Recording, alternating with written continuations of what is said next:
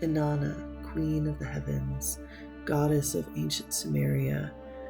She was worshipped between 3 to 5,000 years ago. Was one of the most famous goddesses in not only Mesopotamia, but Babylon, Sumeria, and influenced goddesses like the Phoenician goddess Astarte, as well as the Greek goddess Aphrodite.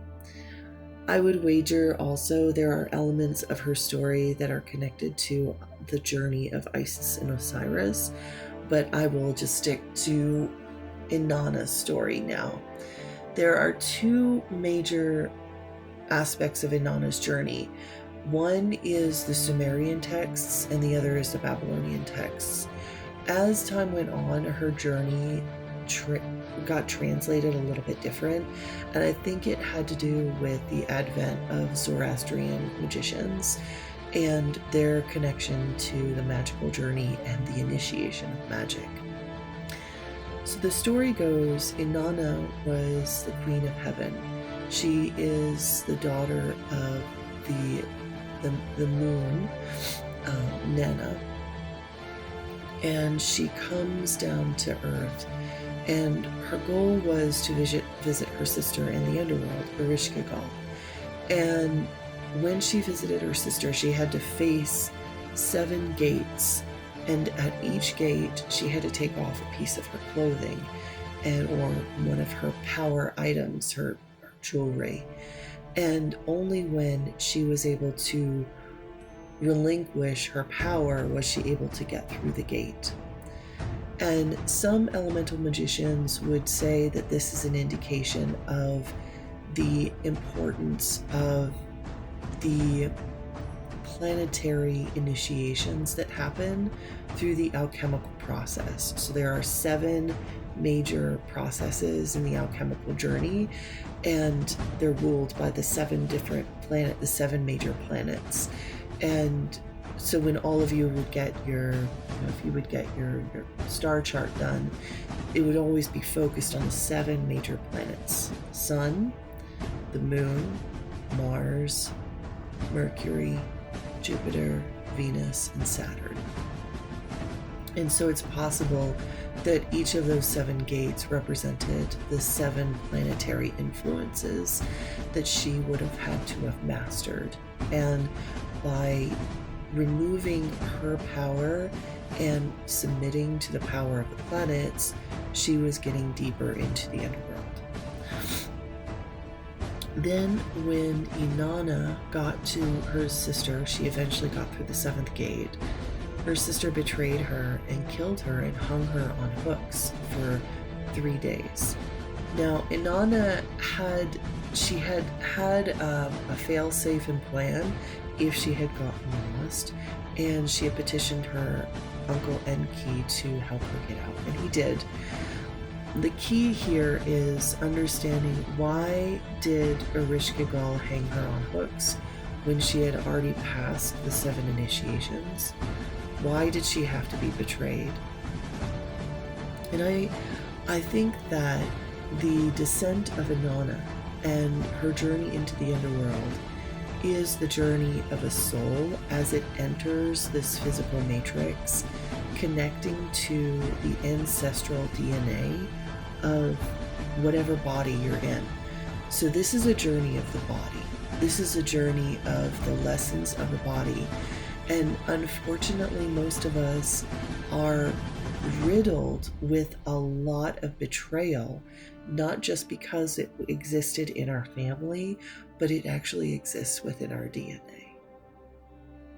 And Inanna showed us through her magic how she was able to not only take in the trauma of her ancestral DNA in the physical body, but she was able to transmute it and escape.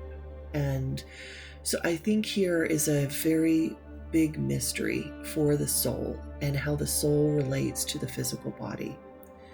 So the fact that Ereshkigal betrayed Inanna and hung her on hooks, the figure of the hanged man throughout Indo-European lore represents a being that is suspended in time, a being that doesn't fit in, that is often seeing something that the rest of the people didn't want them to see.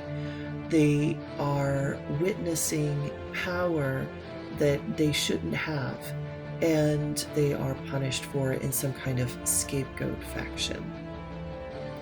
Now, we all know this. We've seen this in our life. We've walked around and we have seen people who get the brunt end of the joke. They get shadow banned by society itself. They get turned upon, and often it is because they see the things that society doesn't want them to see. And we do this, all of us, in our lives. We punish others for seeing things in us we don't want to face, and we also get punished by seeing things in others that they don't want to face. So the shadow journey is fraught with deception and betrayal. And Inanna is a very powerful example that even the most powerful goddess of the heavens can be brought low in the shadow journey.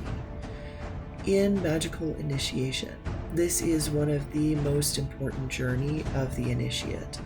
They have to face this humbling, and the humbling comes through the body. And this is why a lot of people in magical circles say that they practice magic, but if they have not undergone the initiation of submitting to the DNA of their ancestors, connecting fully with their body and learning to take care of their body, and recognizing all of the ancestral energies within them, then that magic is not necessarily fulfilled. There isn't a full merging of the spirit and the matter. And this shadow journey can be very, very messy. It is not a clear-cut journey.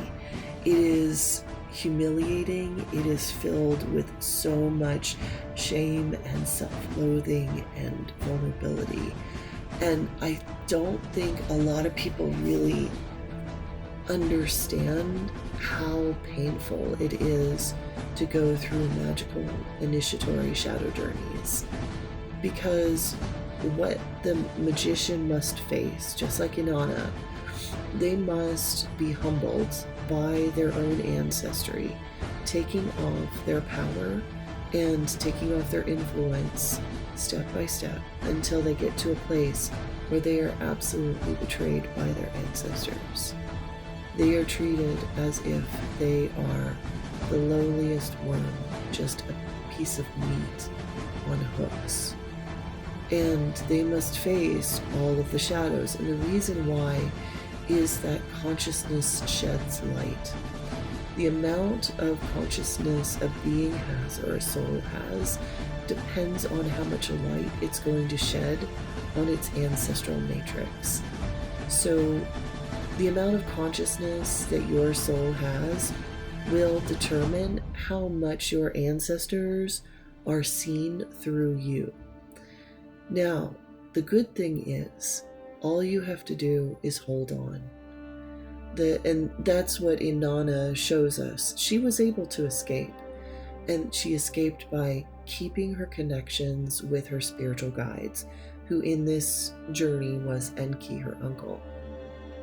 So all you have to do, if you're going through this process and you're being completely humbled and brought low by the shadow journey, just remember, keep connections to your spiritual guides and you will get through this. There is more help than you can possibly imagine. But know that if you are feeling humbled, and if you are feeling weak, and if you are feeling scapegoated and cast out by your community, your family, know that this is a part of you seeing and showing in your own life the ancestral darkness that lives within your own body. This is, after all, a journey of how magic unites with the physical body.